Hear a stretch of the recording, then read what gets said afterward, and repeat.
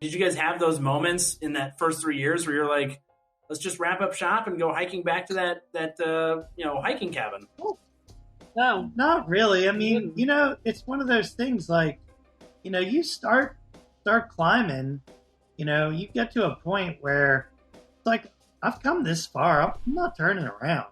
I mean, hard, but we climbed Kilimanjaro. If we can do that, we can freaking get this thing going. Yeah. Come on. We met in the AT, so we were used to a long slog and all that, and that's part of it. You just really have to realize that if you're starting a small business or whatever, that it's going to take a while. Like there's very few businesses, at least I've come across, that just take off overnight or any of that. It's a grind, but if you believe in it and you're working for yourself, and it's manageable. I tell you, listening to podcasts and listening to other entrepreneurs and how they build their businesses and the stories were huge for us. Yeah.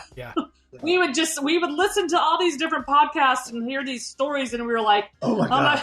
Oh my God, we're not the only ones. And one of these days when we're on a podcast, these are the stories we're going to tell. Man, so for our listeners, I just want to point out I did not pay them to say that line for this podcast that interviews entrepreneurs and their stories of how they built their business.